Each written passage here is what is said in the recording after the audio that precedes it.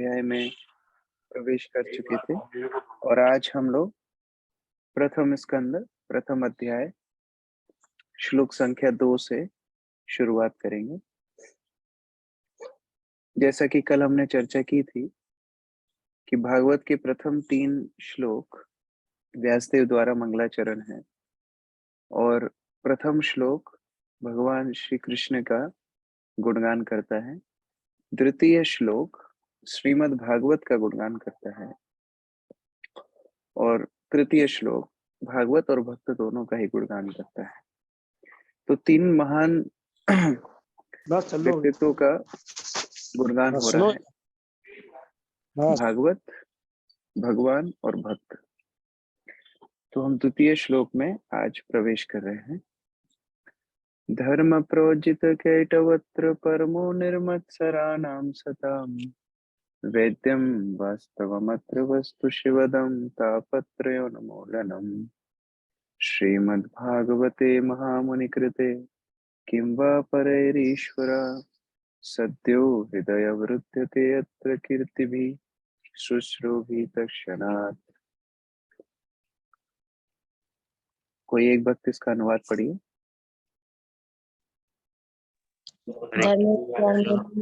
विषय थे पुण्य कर्म, आर्थिक विकास, इंद्रिय तृप्ति तथा बहुबंधन से मोक्ष। आधर्मी जीवन बारंबार अवस्था वस्तु मानव जीवन का शुभारंभ धर्म के सुप्रात से होता है।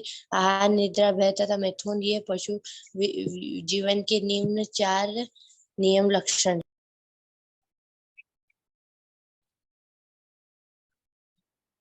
अनुवाद के लिए एक्चुअली आपने तात्पर्य का पहला ही पढ़ लिया।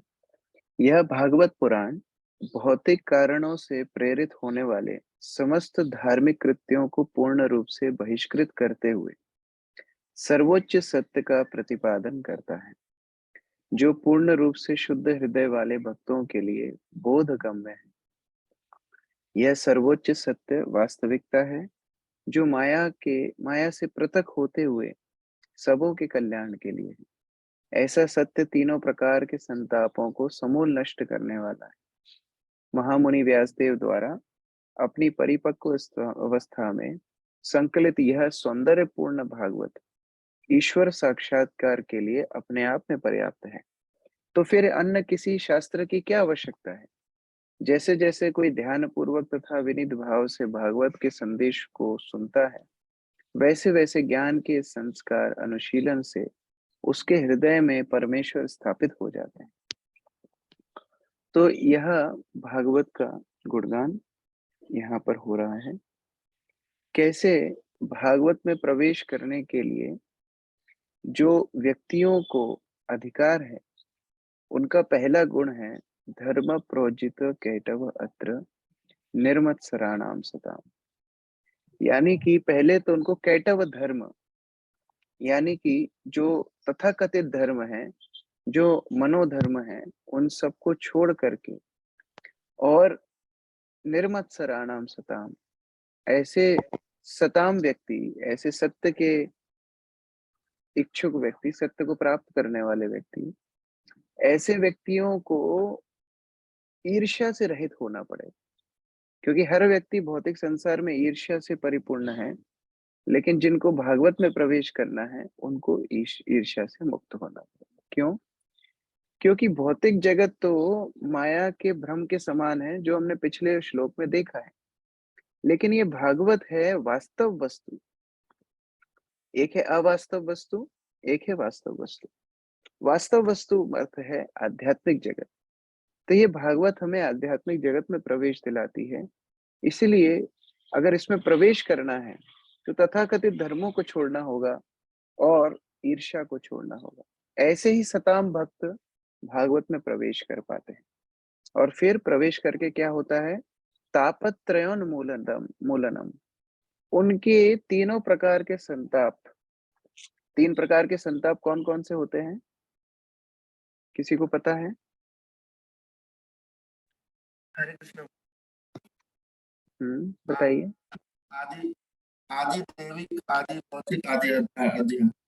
हाँ, आदि भौतिक जो सांसारिक लोगों से या जानवरों से हमको जिस प्रकार से दुख मिलता है, आदि दैविक जैसे दैवी प्रकृति के द्वारा हमको जो दुख मिलता है, और आध्यात्मिक जो हमारे शरीर और मन के द्वारा हमको दुख मिलता है। तो ये तीनों प्रकार के दुखों को मूल से नष्ट करने वाला है यह भागवत पद्धति है, और शिवदम जो हर प्रकार से कल्याणकारी है। तो ऐसे भागवत को जो व्यासदेव ने अपनी आध्यात्मिक परिपक्वता में संकलित किया, ऐसे श्रीमद् भागवत, श्रीमद् का अर्थ होता है सुंदर, सौंदर्यपूर्ण भागवत को अगर आपने प्राप्त कर लिया है, तो और किसी अन्य ग्रंथ की क्या आवश्यकता है? जो कोई ध्यान पूर्वक और विनीत भाव से, दो लक्षण बताए, ध्यान पूर्वक और विनीत भाव से जो भागवत के संदेश को सुनता है, वह क्या कर लेता है? वह हृदय में परमेश्वर को स्थापित कर लेता है। वास्तव में यहाँ बताया है अवरुद्धते। अवरुद्धते का मतलब हृदय में बांधना भी होता है। तो हृदय में परमेश्वर को वह व्यक्ति बांध लेता है। तो तात्पर्य का पहला पैराग्राफ माता जी ने पढ़ा है कि कैसे वास्तव में लोग जो अपने जीवन में ढूंढते रहते हैं, वह चार प्रकार की वस्तुएं हैं: धर्म, अर्थ, काम और मोक्ष। आर्थिक विकास के लिए ही व्यक्ति धर्म के पास भी जाता है। पुण्य कर्म क्यों करता है व्यक्ति?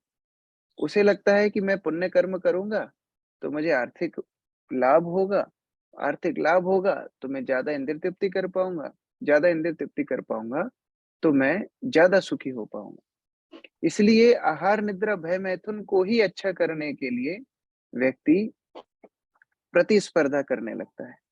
नेक्स्ट पढ़िए। हरे कृष्णा प्रभु। मित्रों को तुष्ट करने के लिए निरंतर स्पर्धा चलती रहती है। ऐसी प्रवृत्ति के वशीभूत होकर मनुष्य धर्म की ओर मुड़ता है। इस तरह वह कुछ भौतिक लाभ प्राप्त करने के लिए पुण्य कर्म या धार्मिक कार्य करता है, किंतु यदि ऐसे भौतिक लाभ अन्य साधनों से प्राप्त हो जाते हैं तो तथाकथित धर्म उपेक्षित हो जाता है। हाँ, यहाँ पर बहुत सुंदर प्रभुपाद बता रहे हैं कि कैसे, क्या प्रमाण है कि व्यक्ति धर्म भी इंद्रिय तृप्ति के लिए करता है। मान लो आप कोई पूजा कर रहे हो, आपको कोई भी लाभ नहीं हो रहा है। मान लो किसी मंदिर में आप बचपन से जा रहे हो, लेकिन आपको कोई भी लाभ नहीं हो रहा है, तो आप क्या करोगे? उधर जाना छोड़ दोगे। तो इसका मतलब है कि व्यक्ति धर्म को भी अपनाता है अपने स्वार्थ के लिए। इसीलिए बताया गया है धर्म के बाद अर्थ, उसके बाद काम। धर्म, अर्थ, काम और मोक्ष, यह चारों का क्रम है। तो व्यक्ति धर्म को भी, तथाकथित धर्म जो दुनिया में चलते हैं, उनको अपनाता ही है इंद्रिय तृप्ति के लिए। आगे पढ़िए। लोगों की रुचि अपने पूर्वजों द्वारा बनाए गए धार्मिक स्थलों में न होकर फैक्ट्रियों, दुकानों तथा सिनेमा घरों की ओर अधिक है। इससे यह सिद्ध होता है कि धर्म का आचरण किसी न किसी आर्थिक लाभ के लिए ही किया जाता है। आर्थिक लाभ की आवश्यकता इंद्रिय तृप्ति के लिए पड़ती है। प्रायः इंद्रिय तृप्ति की खोज से उपकर मनुष्य मोक्ष की ओर मुड़ता है और परमेश्वर से तदाकार होने का प्रयत्न करता है। फलस्वरूप ये सारी दिशाएं केवल इंद्रिय तृप्ति के विभिन्न प्रकार बन जाती है। तो आगे क्या बता रहे हैं प्रभुपाद? बता रहे हैं कि इसीलिए लोग धार्मिक स्थलों से छोड़ करके अभी अपना ध्यान कहाँ लगा रहे हैं? फैक्ट्रियों, दुकानों और अपने सिनेमा घरों में लगा रहे हैं। क्यों? तो उनको तो इंद्रिय तृप्ति चाहिए। जब तक धर्म उनको इंद्रिय तृप्ति दे रहा था, तब तक वहां जा रहे थे। अब उन्हें लग रहा है कि अपनी इंद्रिय तृप्ति की तुष्टि तो कहीं और ज्यादा अच्छे से हो सकती है, तो वहां जाने लगे। और जब ऐसे इंद्रिय तृप्तियों की होड़ में व्यक्ति लगा रहता है और फिर भी उसे आनंद नहीं प्राप्त होता, तब वह पूर्ण रूप से हताश, निराश होकर के सोचता है कि इससे अच्छा तो मैं दुनिया से मुक्त हो जाऊं। फिर वो मुक्ति की खोज करने लगता है। तो मुक्ति तक की खोज अगर उसकी इंद्रिय तृप्ति से निराश होकर के हो रही है, इसका अर्थ है वह भी इंद्रिय तृप्ति ही है। मान लीजिए मैं मंदिर में इसलिए आया क्योंकि मुझे कोई जिम्मेदारी ना उठाना पड़े, मेरे को भौतिक संसार में कुछ किसी प्रकार का कष्ट ना उठाना पड़े, किसी प्रकार की मेहनत ना करना पड़े। तो यह तो एक प्रकार की इंद्रिय तृप्ति हुई। भक्त लोग इसलिए मंदिर में नहीं आते हैं कि उन्हें जिम्मेदारियां ना उठाना पड़े, या तो फिर भौतिक मोक्ष की कामना हो गई। वो इसलिए मंदिर में आते हैं कि अभी तक तो हम एक परिवार की जिम्मेदारी उठा रहे थे, अब हम पूरे विश्व की जिम्मेदारी उठाएंगे, वसुदेव कुटुंबकम। अगर ऐसी भावना है तो वो शुद्ध भक्ति की भावना है, नहीं तो वह धर्म अर्थ काम मोक्ष चारों ही इंद्रिय तृप्ति के कारण है। आगे पढ़िए।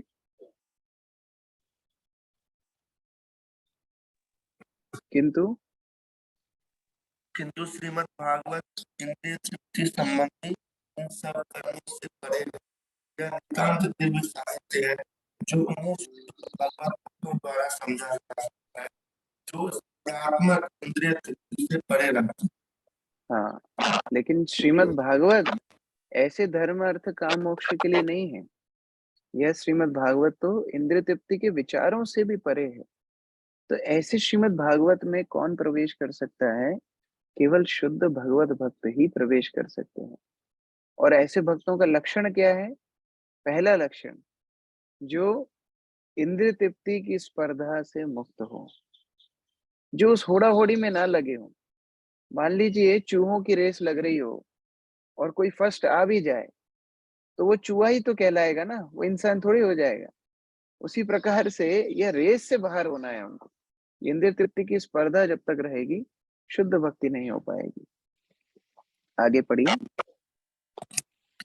वे वे भौतिकतावादी व्यक्ति से स्पर्धा नहीं करते क्योंकि वे भगवत धाम वापस जाने के मार्ग पर होते हैं जहां जीवन शाश्वत तथा आनंदमय होता है। ऐसे अध्यात्मवादी द्वेष रहित और शुद्ध हृदय वाले होते हैं।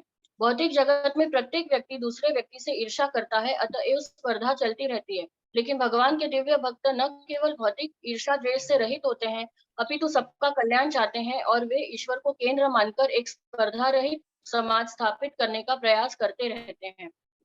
मान लीजिए आप नहा धो करके मंदिर जा रहे हैं और मंदिर जाते में बीच में आपको कोई अपवित्र पशु आपकी तरफ दौड़ते हुए दिख रहा है, तो कौन कौन ऐसे हैं जो उनसे भिड़ जाएंगे लड़ाई करने?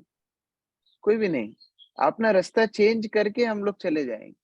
उसी प्रकार से भक्त को पता है कि यह भौतिकतावादी लोग पशुओं के समान जीवन जी रहे हैं, आपस में स्पर्धा कर रहे हैं, लड़ाइयां कर रहे हैं, अपने जीवन को और कठिन जटिल बना रहे हैं। तो ऐसे व्यक्तियों से कौन स्पर्धा करेगा? हमारा लक्ष्य तो बहुत ऊपर है। हमारा लक्ष्य है कि हम भगवान की दिव्य भक्ति में संलग्न हो। इसलिए भक्त ईर्ष्या रहित रहता है। उसको किसी से कुछ ईर्ष्या है ही नहीं, क्योंकि उसको इस भौतिक संसार से ऊपर उठ के आध्यात्मिक संसार में जाना है।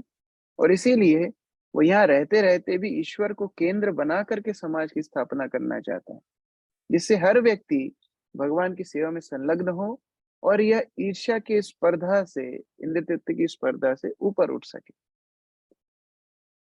नेक्स्ट।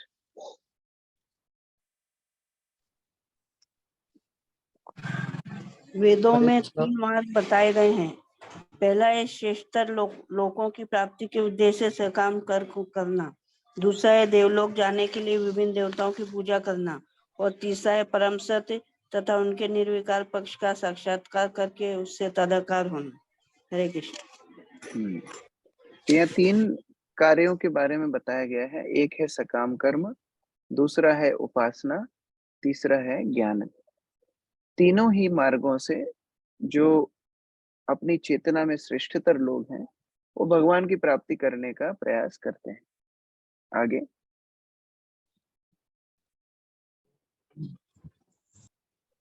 किंतु परम सत्य निकार यह पक्षी स्वर्कृष्ट नहीं है, इससे भी बढ़कर परमात्मा स्वरूप है और इसके भी ऊपर है परम सत्य या भगवान का साकार रूप। श्रीमद् भागवतम परम सत्य के साकार रूप के विषय में जानकारी प्रदान करता है। यह समस्त निर्विशेषवादी साहित्य तथा वेद के ज्ञान कांड विभाग से श्रेष्ठ है। यह कर्म कांड विभाग तथा उपासना कांड विभाग से भी उच्चतर है, क्योंकि यह पूर्ण पुरुषोत्तम भगवान श्री कृष्ण की पूजा का निर्देश करता है। देखिए, सबसे पहले बताया है कर्मकांड। कर्मकांड मतलब जो अपनी इंद्रिय तृप्तियों के लिए शास्त्र अनुसार कर्म करता है। शास्त्र अनुसार, तो शास्त्र अनुसार जब कर्म करता है तो उसको इसी भौतिक संसार में इंद्रिय तृप्ति करने का अवसर मिलता है। दूसरा है उपासना कांड। उपासना कांड में व्यक्ति अलग अलग देवी देवताओं की पूजा करता है।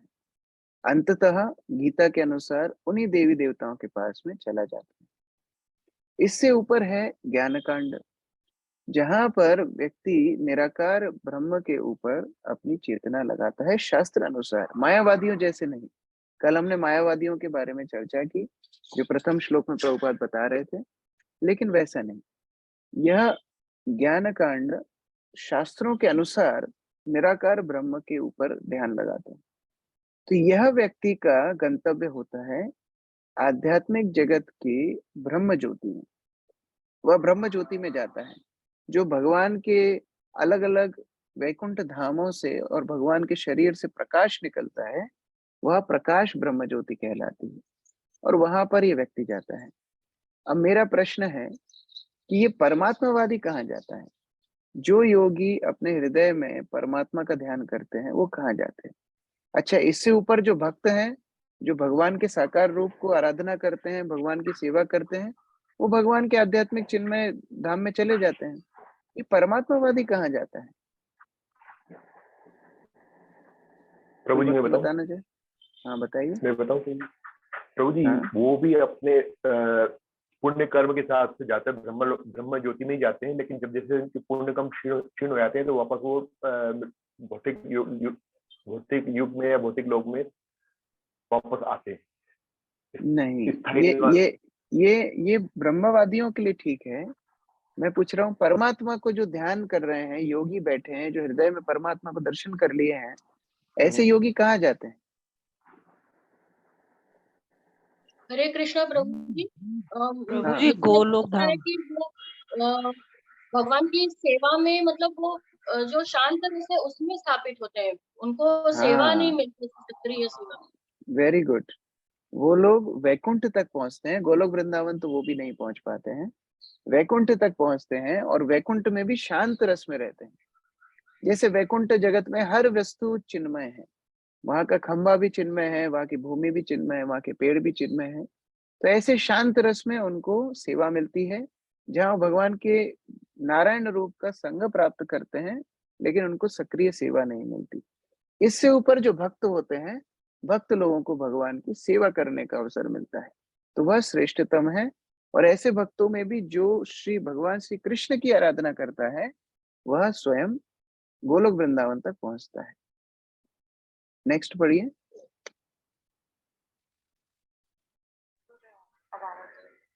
मूल तत्व से अलग कुछ नहीं है, किंतु साथ ही सारी शक्तियां मूल तत्व से पृथक हैं। ये विचारधारा विरोध मूलक नहीं है। श्रीमद् भागवत वेदांत सूत्र के इस एक तथा अनेक युगपथ दर्शन भेदाभेदवाद को स्पष्ट रूप से घोषित करता है, जो जन्माद्य सूत्र से प्रारंभ होता है। प्रभुपाद अब अगला तत्व बता रहे हैं। कोई बोल सकता है कि अरे भगवान की शक्तियों में भेदाभेद क्यों कर रहे हो आप? यह तो भगवान और भगवान की शक्ति तो एक ही होती है। सही बात है, एक ही होती है, लेकिन अलग भी होती है। जैसे कि किसी राष्ट्र का प्रधानमंत्री हर गांव, हर कस्बे, हर शहर में उपस्थित है। कैसे उपस्थित है? अपने अधिकारियों के माध्यम से। लेकिन इसका मतलब यह नहीं है कि वो अधिकारी प्रधानमंत्री हो गया।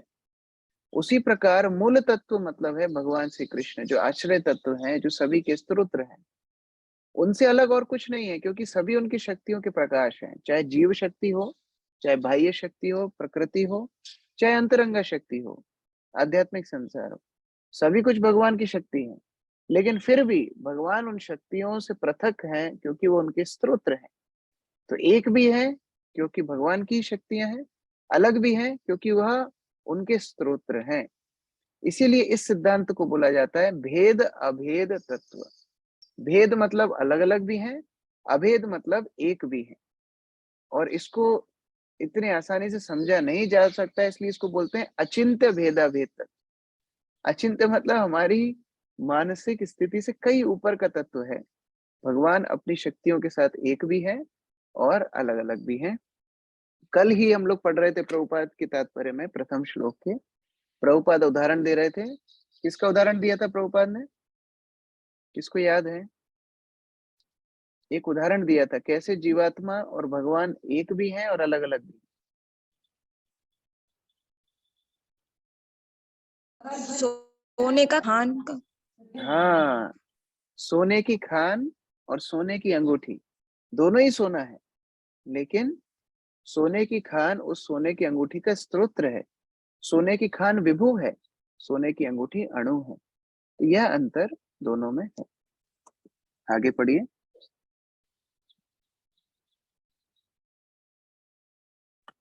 भौतिक विचारधारा के अनुसार मनुष्य झूठे ही अपने को अपने आसपास की सभी चीजों का स्वामी मानता है, इसलिए वह जीवन में 3 प्रकार के संतापों से पीड़ित रहता है।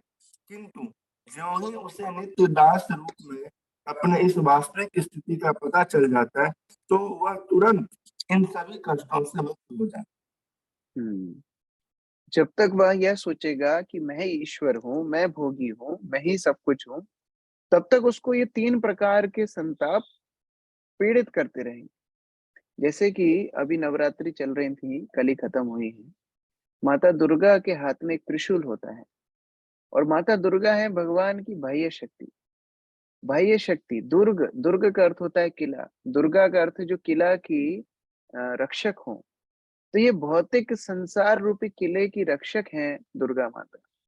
और वो रक्षा कैसे करती हैं? उनके हाथ में जो त्रिशूल होता है उससे वो दंड देती हैं इस जेल के निवासियों को। और वह त्रिशूल के 3 जो नोक होती हैं वही होते हैं त्रिताप, आध्यात्मिक, आदि भौतिक, आदि दैवी। और इन तीनों त्रितापों से वह भौतिक संसार में जीवात्माओं को संताप देती हैं, जब तक वो अपने स्वयं के नित्य दास रूप को ना पहचाने कि वो भगवान के नित्य दास है।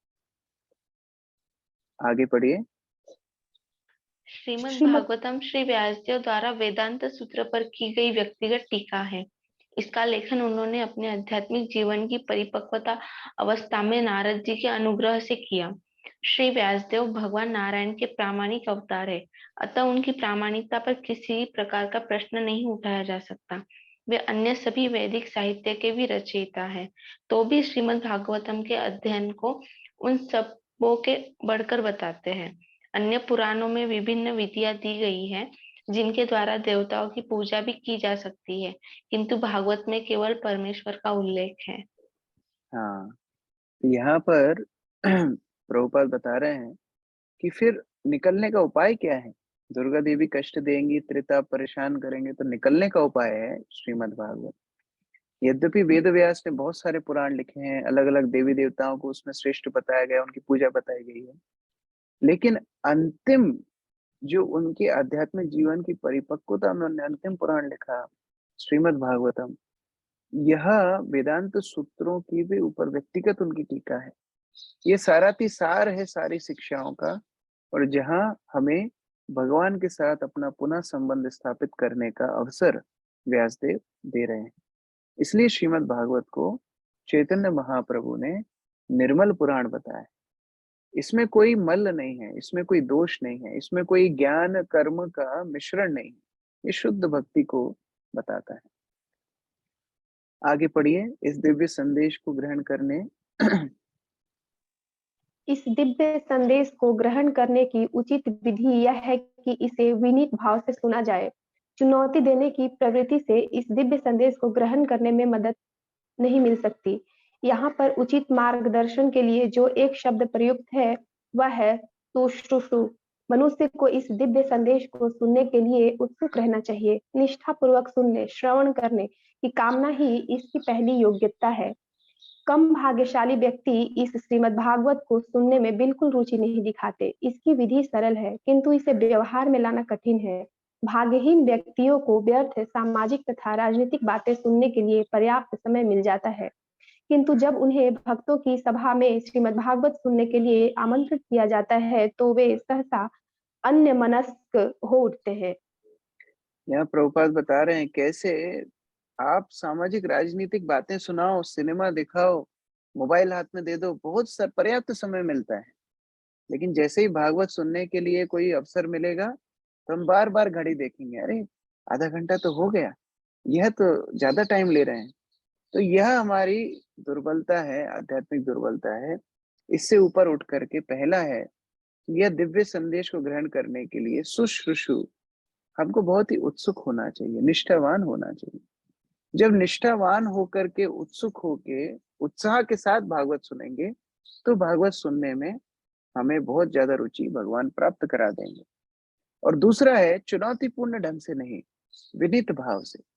हम कुछ भिक्षा करने आए हैं, हम कुछ ग्रहण करने आए हैं, तो भिक्षु को विनीत होना चाहिए। ये भागवत भगवान स्वयं का स्वरूप है। जैसे हम मंदिर में भगवान के सामने जाकर के झुकते हैं, वैसे ही भागवत को पढ़ते समय भी विनीत भाव से भगवान को प्रार्थना करते हुए भागवत को पढ़ना चाहिए। Last paragraph. हरे कृष्ण। जो लोग इस ग्रंथ को आत्मसात कर सकते हैं, उनका उल्लेख इसी श्लोक में है। कोई व्यक्ति अपने पुण्य कर्मों के बाद श्रीमद् भागवतम सुनने के योग्य बन जाता है।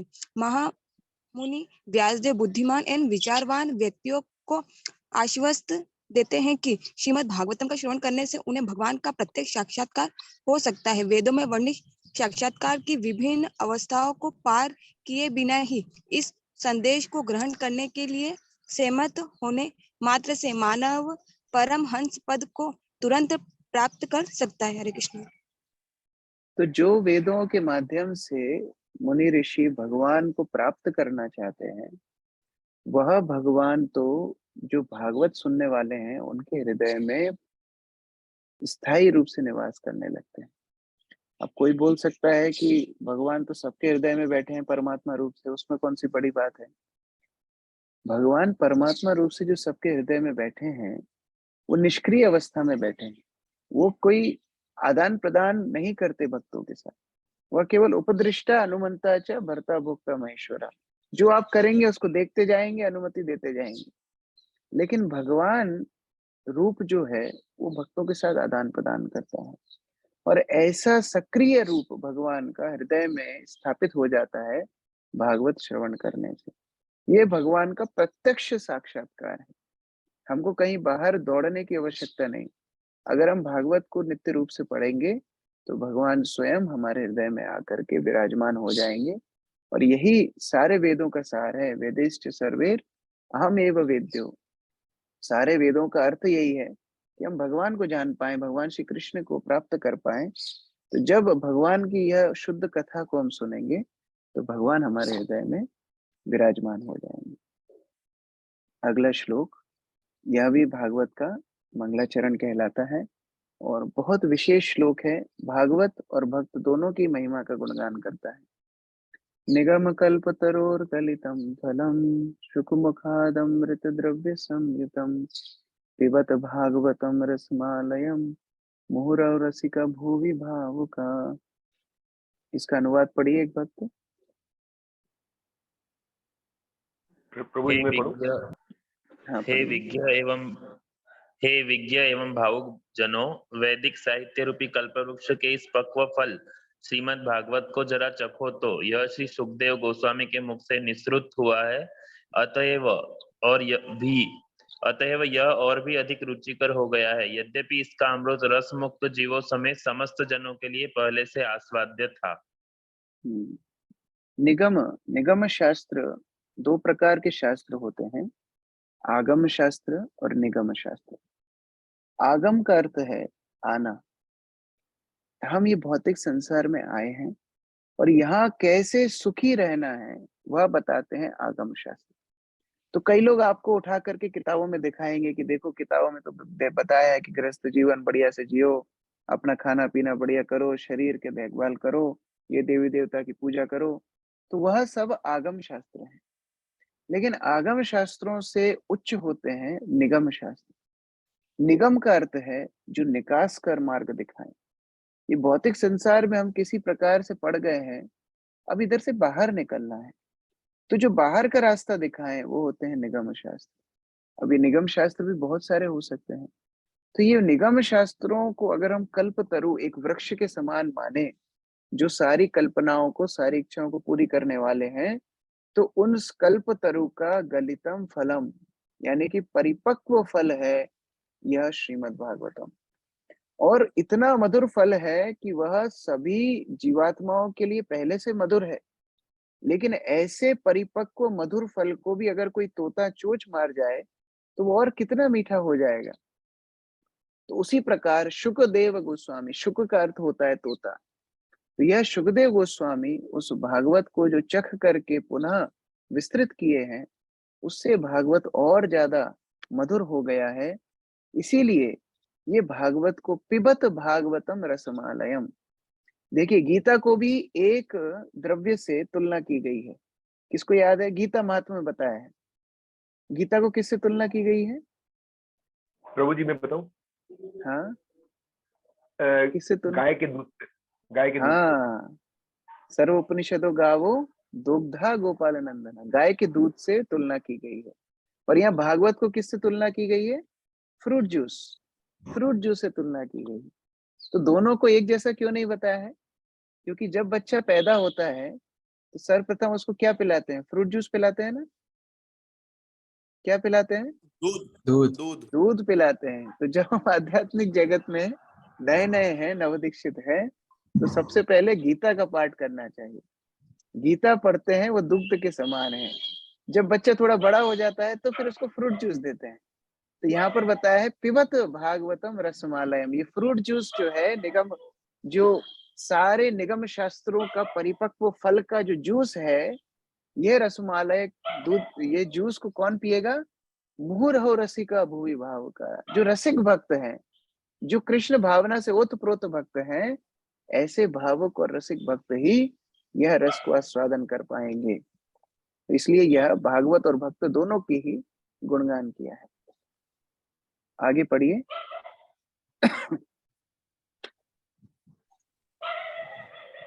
श्रीमद् भागवत न केवल उपनिषद साहित्य अपितु यह समस्त वैदिक साहित्य का परिपक्व फल। दूसरे शब्दों में यह सभी वैदिक ज्ञान का नवनीत सार है। यह सब दृष्टि वह सब की धैर्य एवं नम्रता में सब निश्चित रूप से आवश्यक है।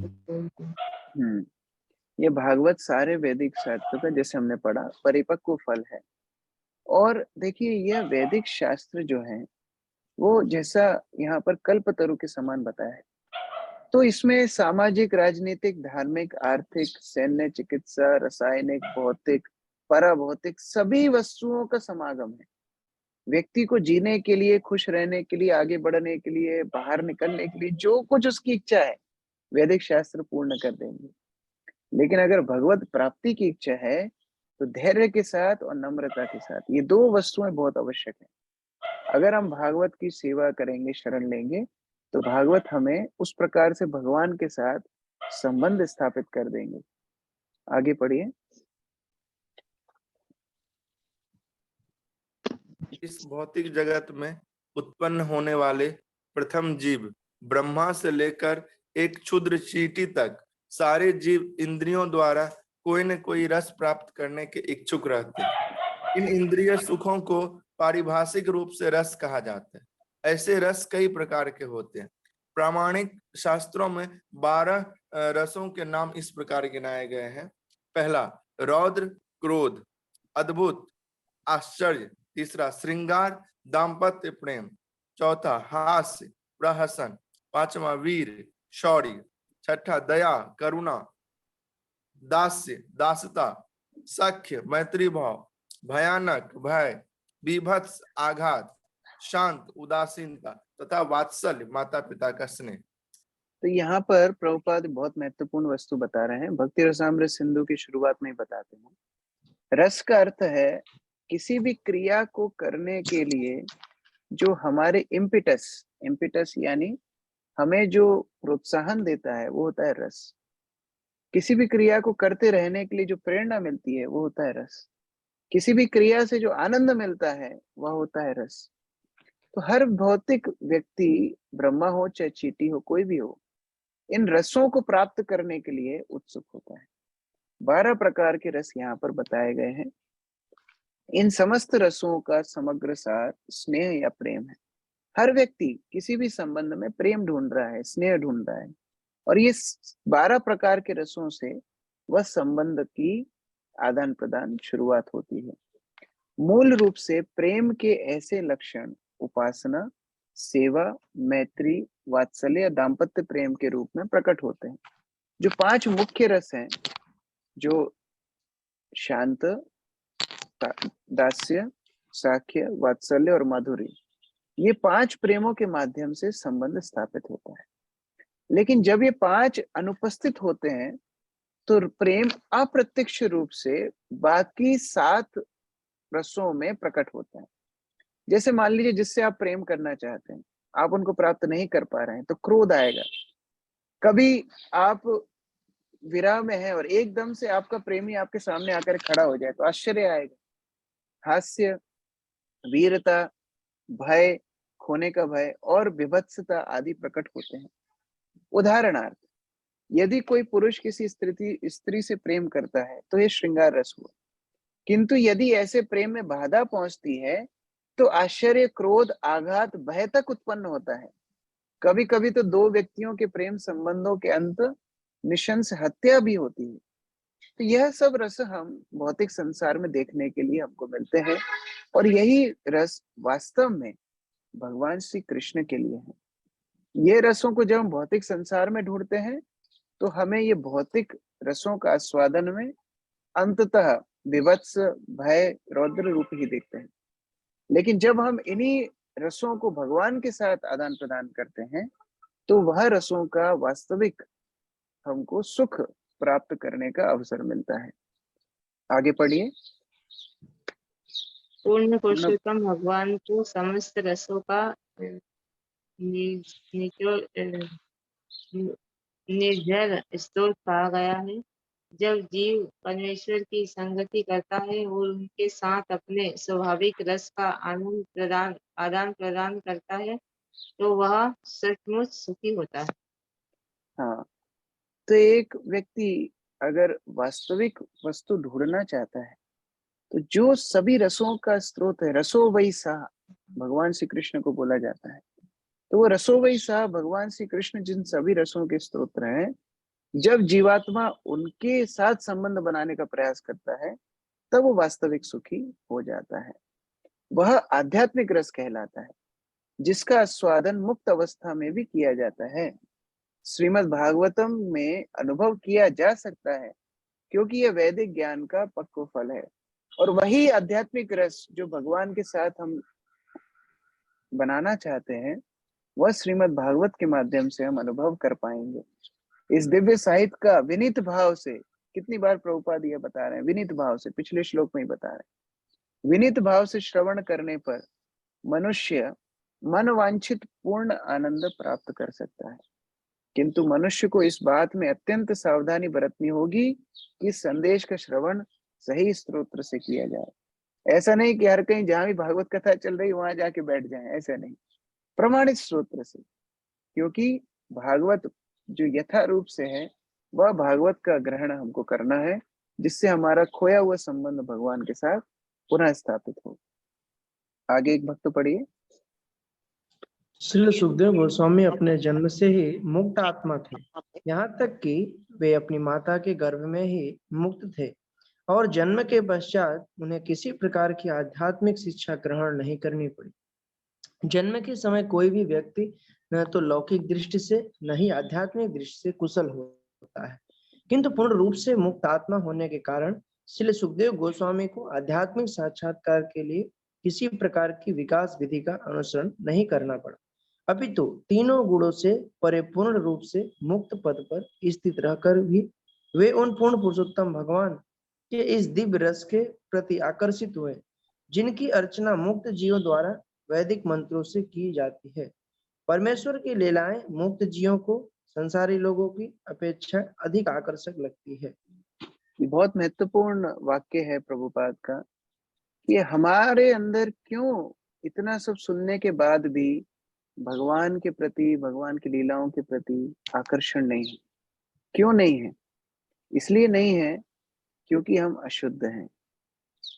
जब तक संसारी लोग भौतिक कामनाओं में लिप्त रहेंगे, भगवान की लीलाओं के प्रति आकर्षित नहीं रहेंगे। ये भगवान की लीला तो शुद्ध व्यक्तियों को आकर्षित करती है, जीवात्माओं को भी करती है, लेकिन शुद्ध आत्माओं को ज्यादा आकर्षित करती है।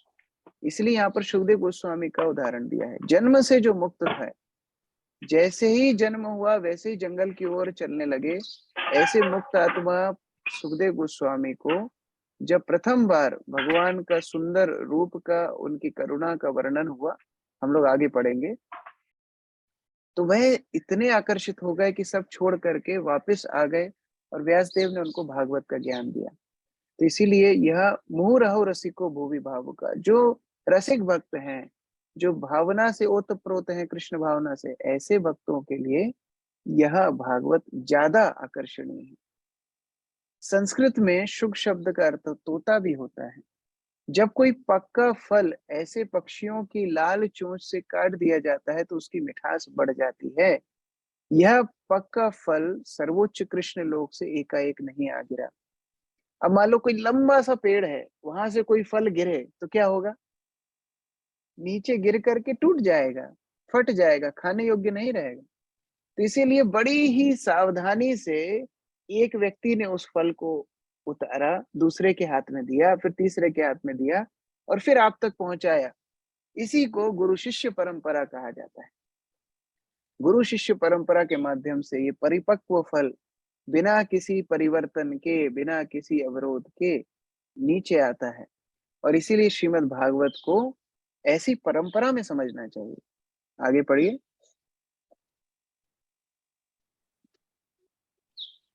श्रीमद् भागवत को, यस माता जी प्लीज कंटिन्यू कीजिए। श्रीमद् भागवत को ऐसे व्यक्ति से समझा जाए जो श्रील सुखदेव गोस्वामी का पूर्ण प्रतिनिधित्व करता हो। ऐसा व्यावसायिक व्यक्ति जो अवैध रूप से भागवत सुनाकर व्यापार चलाता है, वह सुखदेव गोस्वामी का सही प्रतिनिधित्व नहीं करता। ऐसे व्यक्ति का पेशा एकमात्र अपनी जीविका कमाना है, अतः ऐसे व्यवसायी व्यक्तियों के भाषण नहीं सुनने चाहिए। हाँ, तो जो व्यक्ति परंपरा रहित, कई बच्चे होते हैं ना जो पत्थर मार के फल तोड़ने की इच्छा रखते हैं, तो क्या होता है, पेड़ को भी आघात पहुंचाते हैं, फल भी टूट फूट जाता है और कभी वही पत्थर दूसरे व्यक्तियों को भी लग जाता है, उनको भी चोट लग जाती है। तो उसी प्रकार जो लोग अपने आप भागवत का श्रवण करना चाहते हैं परंपरा विहीन होके, उनके लिए फल पूर्ण रूप से प्राप्त नहीं है। लेकिन जो परंपरा के माध्यम से, जो गुरु शिष्य परंपरा के माध्यम से ये परिपक्व फल, ये नाजुक मधुर फल आ रहा है एक दर एक गुरु के माध्यम से शिष्य के पास, फिर वो शिष्य अपने शिष्य को इस तरह जो ग्रहण करेगा, सुखदेव गोस्वामी के प्रतिनिधि से जो ग्रहण करेगा, वह इसका पूर्ण आनंद और लाभ उठा पाएगा। इसी के साथ यह तीसरा श्लोक पूर्ण होता है। हम लोग सैंपल अभी पढ़ रहे हैं जिससे आपकी रुचि भागवत में और बढ़े और फिर आप और गहराई से इसको पढ़ें। जितनी बार इसको पढ़ेंगे उतने ही नवीन नवीन साक्षात्कार के मोती इसमें से निकलते जाएंगे। आधा अध्याय प्रथम हमारा हो गया है, आधा और बचा है। कल हम लोग आगे चतुर्थ श्लोक से शुरुआत करेंगे। जगत गुरु श्रील प्रभुपाद की जय। समवेत भक्तवृंद की जय। निताई गौर प्रेमानंदे। धीरज प्रभु हैंड रेस किया है, कुछ बोलना चाहते हैं धीरज प्रभु? ठीक है, गलती से हुआ। ठीक है, हरे कृष्ण। श्रील प्रभुपाद की जय।